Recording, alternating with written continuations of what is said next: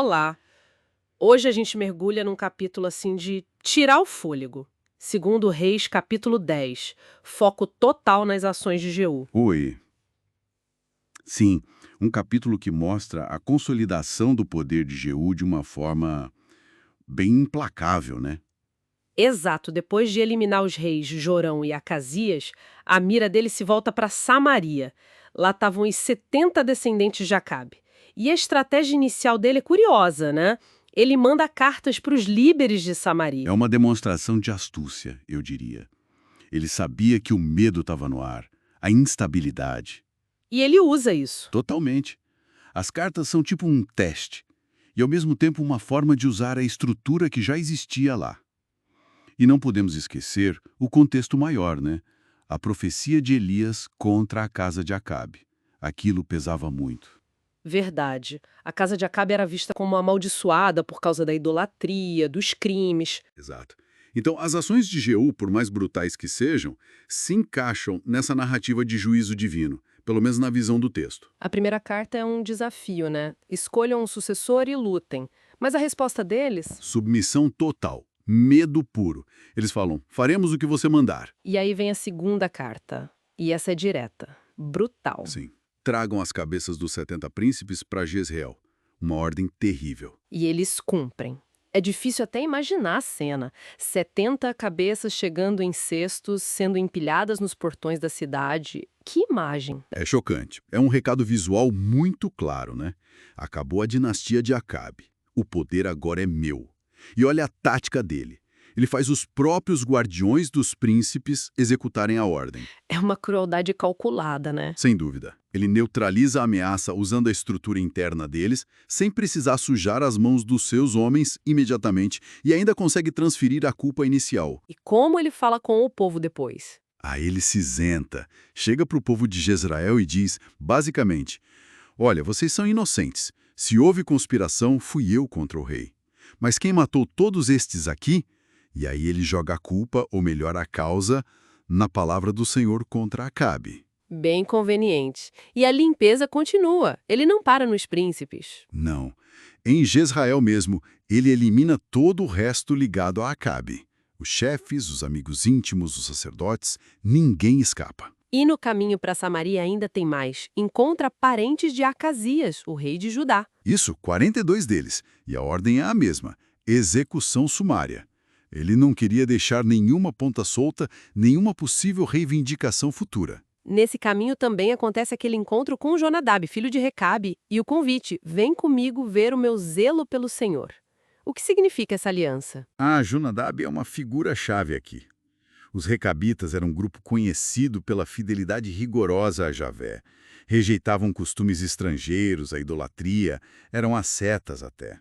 Então, trazer Jonadab para o lado dele. Era uma jogada de mestre. Dava uma camada de legitimidade religiosa para as ações de Jeú. Mostrava, ou tentava mostrar, que tudo aquilo era puro zelo divino, não só política. E talvez atraísse apoio de grupos mais conservadores. Entendi. Chegando em Samaria, ele finaliza a questão da família de Acabe. E aí vem o grande golpe contra Baal. Sim, o plano mais elaborado. Ele finge que vai ser um grande adorador de Baal, maior até que Acabe. Convoca uma festa enorme. E todo mundo cai na armadilha. Exato. O templo de Baal fica lotado só com os adoradores. Jeú até manda distribuir vestes especiais para garantir que só eles estejam lá dentro. E no meio da cerimônia, Um massacre. 80 soldados cercam o templo e, ao sinal de Jeú, matam todo mundo lá dentro. Ninguém escapa. Depois destroem o pilar sagrado, o próprio templo. e transformam em latrina. Uma profanação total. É o auge da erradicação do baalismo promovida por Jeú. Nesse ponto, ele cumpre o que era esperado, né? Acabar com essa idolatria específica. Mas tem um mais, né? E tem o mais importantíssimo. O texto diz claramente que Jeú destruiu o Baal de Israel, mas não se afastou dos pecados de Jeroboão. Que eram os bezerros de ouro em Betel e Dan, certo? Exatamente. Aquela idolatria nacional de Israel estabelecida lá atrás para competir com Jerusalém. Então, o zelo de Jeú é seletivo. Uma obediência parcial, então. Poderíamos dizer isso. Radical contra Baal, mas conivente com outra forma de culto considerada errada pelo narrador.